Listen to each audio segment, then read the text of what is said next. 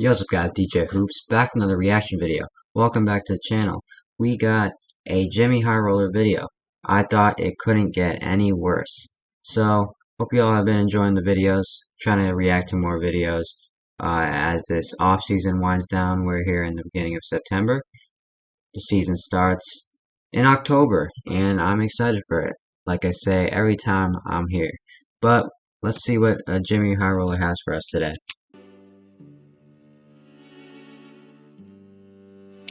Kobe is overrated. MJ had weak-ass comp in the finals. LeBron had weak-ass comp in the playoffs. Michael Jordan was carried by the Bulls. Ben Simmons is a jump shot away from being the most complete player in the league. That's crazy. Kobe was never the best player. That's crazy.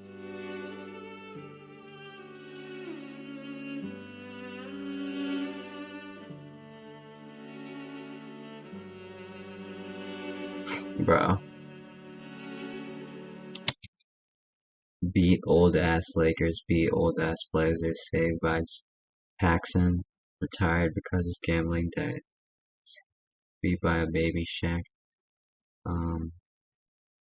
saved by Kerr, pushed, bro.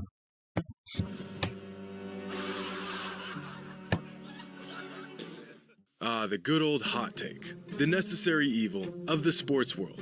Through the good ones, the bad ones, and the downright atrocious ones. We once again find ourselves racking our brains, trying to figure out how some people come up with this nonsense. But today, I've done the brain racking for you, and found some of the hottest NBA takes on the internet. So, buckle up. This may be a bumpy ride.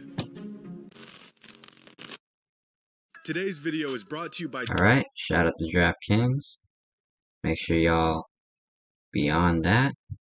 Football season starts this weekend. DraftKings Sportsbook. With the NBA offseason creeping along, I did my reluctant but mandatory scrub through NBA social media in search for a new batch of hot takes. And to no surprise, what I found was downright That's appalling. crazy. Now, I'm no expert or anything, and I've definitely had my fair share of bad takes, but some of y'all should seriously have your accounts deactivated. Zion's ass for is the bigger absolute than tomfoolery Lowry's. y'all are posting on these pages. And after People gotta sifting chill, through bro. hundreds of takes, here's some of the best and worst that I came across. Now, this first take is from a fan who says that you need to be athletic to play in the NBA, and I cannot agree more with this take. Now, some of you are probably thinking, of course you have to be athletic to be a professional athlete, Einstein, but people will often use players like Stephen Curry, Luka Doncic, Duncan Robinson, and Kyle Anderson to prove the point that skill and size alone can earn you a spot in the NBA. And I think the key here is relativity. Sure. It does take a lot of skill to be in the NBA, man. Like, look at Luka. He's not the fastest guy, but just like what he could do with the ball in his hands, just, you know, man. Other NBA players, really, these guys you have to have the talent. It's the biggest stage of basketball. Compared to normal highest people, level. even the most unathletic NBA players are amazing athletes. For example, the average man has a vertical leap of about 17 inches. Duncan Robinson, the three-point specialist who doesn't dare take a step inside the paint, has a 33-inch max vert. That's double the average Joe. Luka Doncic, the guy who kills defenses with his craftiness, not his athleticism, has a 38-inch max vert. And Stephen Curry, the poster child for what you can accomplish in sports without being an incredible athlete, has a 36-inch vertical leap. Even the most seemingly unathletic NBA players are still top-tier athletes. It's just that when they're surrounded by giant superhumans, they tend to... There's bigger players out there, there's faster players, there are more agile players, but these guys are still athletes. Look a bit ordinary. But the other aspect of this that no one really talks about is that athleticism goes far beyond jumping high and running fast. Hand-eye coordination, spatial awareness, agility, these are all crucial elements. Those are the things that get these guys at the highest level of basketball in the world. You have to have everything on the screen. I mean, those are very important things in basketball. Great athlete. For example, take Trae Young. doesn't really fit the bill for a typical super athlete in terms of explosiveness, but his dexterity, coordination, stamina, mobility, and many other components of his game make him tremendously athletic. So, yes, you do in fact need to be a good athlete to play in the NBA.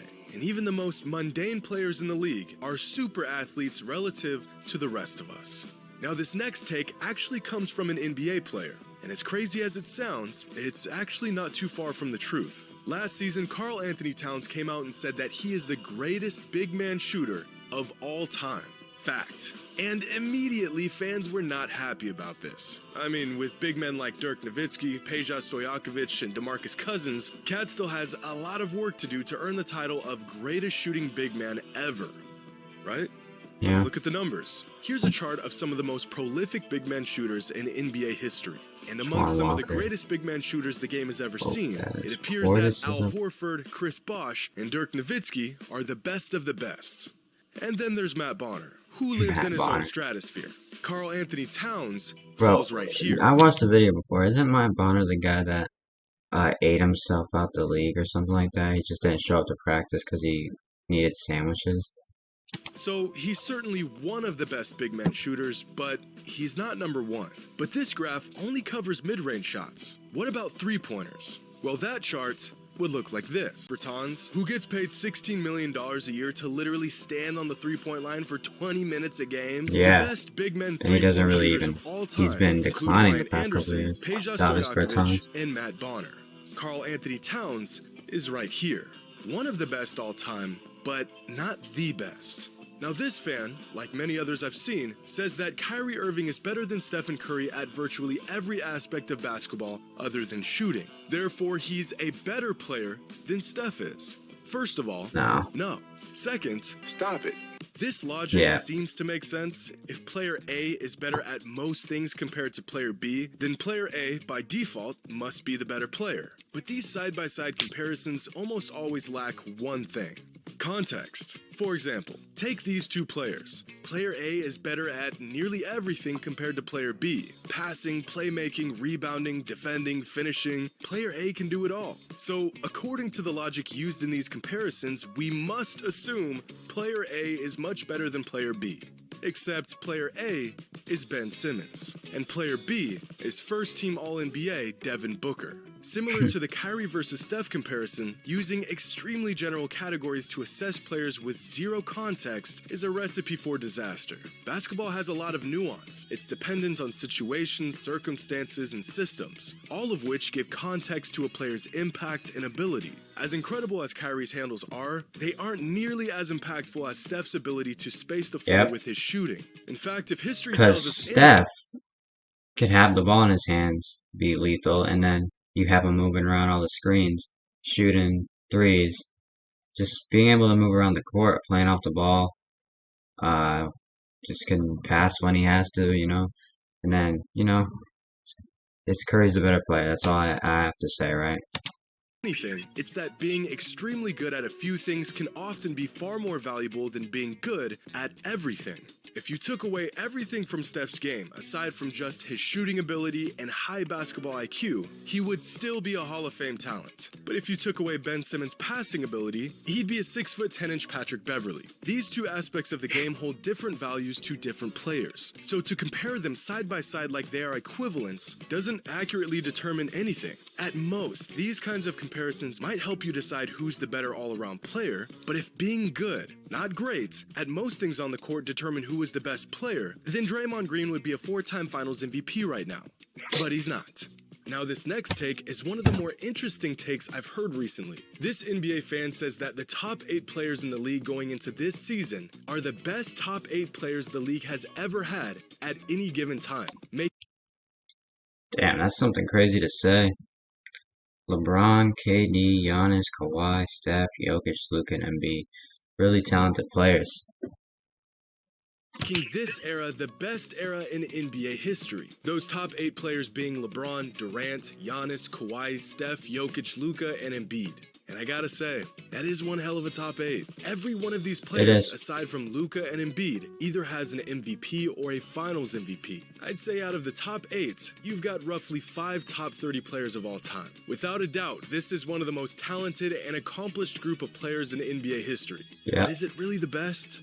Well, there's definitely been worse years in the NBA, like throughout the 70s and early 2010s, where maybe 3 or 4 players were head and shoulders above everyone else. But there's also been years where the league has featured a large group of some of the greatest players all in one season. Like in 1996, when the top 8 players in the league consisted of Michael Jordan, David Robinson, Patrick Ewing, Charles Barkley, Gary Payton, Hakeem Olajuwon, John Stockton, and Karl Malone. All Hall of Famers. This is a stacked group of 8 and one of the most exciting eras in NBA basketball.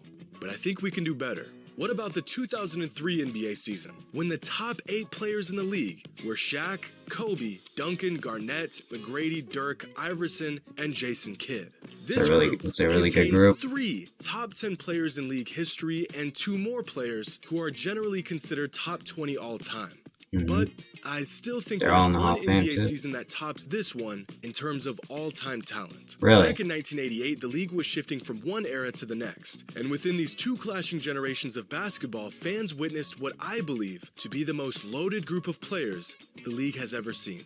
Michael Jordan, Larry Bird, Magic Johnson, Karl Malone, Kareem Abdul-Jabbar, Hakeem Olajuwon, Moses Malone, Isaiah Thomas, and Charles Barkley. It's a good group. That's 9 players. All of them generally considered top 25 greatest to ever play the game in the league, all in the same season. And outside of an aging Kareem, every single one of these players was in their prime in Yeah, Kareem was pretty 1988. old at that That's time.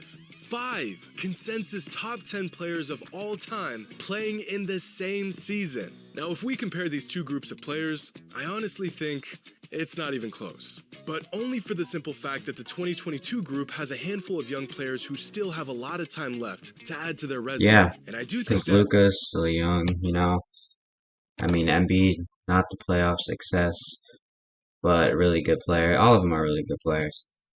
And, you know, these are 2 really good lists of players right here. this 2022 group does have the potential to be the greatest collection of players in one season. Only time will tell how this group will pan out. Ask again in about 10 years, and we'll have an answer for you. But for now, 1988 remains by far the most loaded year in NBA history.